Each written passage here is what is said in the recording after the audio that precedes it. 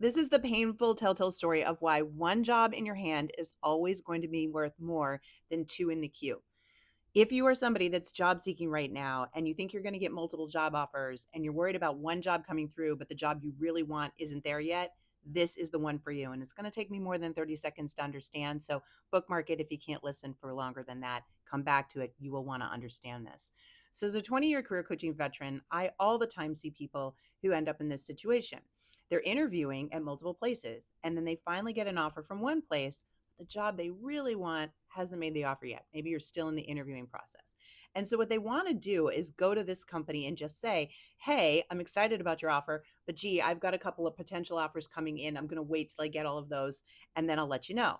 Sounds like a totally okay thing to do, right? No, no, we never ever do that. And let me explain why. That employer is the customer. You are selling your services to them. The customer has just come to you and said, I have chosen you for my business. I'm going to give you my business. What you're not going to do is say, that's great, but I'm waiting to see if I like some other customers better. And if their business comes through, then I won't be taking yours.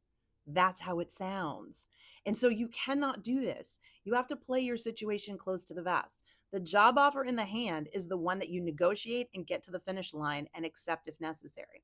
Now, the other offers, when you get an offer that you want, you can go to the other companies and say, I've been given a formal offer. You're my first choice. I know you can't rush your hiring process, but can you at least let me know if I'm in the running or not? And if so, I'd like to continue the hiring process, right? You can at least get that going, but you can't hold it hostage, not in this economy, because those others will go, great, you got a job, we'll just take you out of the running because we got plenty of candidates. So you just want to let them know that they're the first choice. That actually helps your candidacy, okay? Now, again, you accept this other job. And then we see what happens, because let me tell you what happens a lot of the time. You don't get the job, they put the job on hold. The interviewing process ends up taking 5 months longer than you thought. A lot can go wrong over there. Remember, you don't have it across the finish line. It is not in your hand, whereas this one is. And if you end up getting an offer, we'll cross that bridge. We'll likely have you resign from this job and go to that job.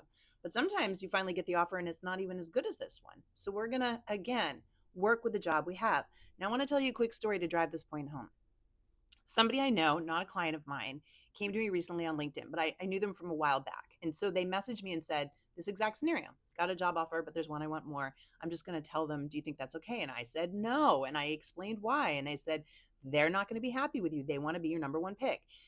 Chose not to listen to me. Messaged me back and said, nope, I'm going to tell them. And then immediately emailed me and said, look, I told them I just needed a couple of days while I waited to see where the other offers fell. And they said, no problem. And I was like, okay. And then the next day he was in my LinkedIn going, guess what? I just got a formal email of them rescinding the offer. Folks, I've seen this happen too many times in the past. Do not risk it. Play out the job offer you have. Move forward with the job offer you have. Continue to deal with the interviewing. And if, and only if, this job offer pans out and is better, then deal with this situation. By the way, it's a good problem to have. It's better than having no job offers, right?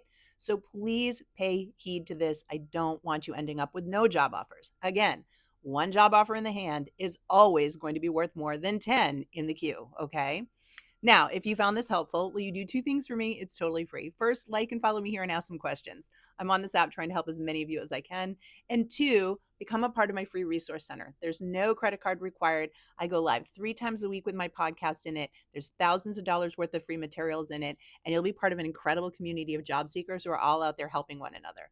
The link is in my bio, or it's down here, or just go to my company, Work It Daily, and you'll find it in the menu bar. Would love to see you inside that resource center so that we can make this year your year with your job. In fact, in the comments, put it now, hashtag your name 2025.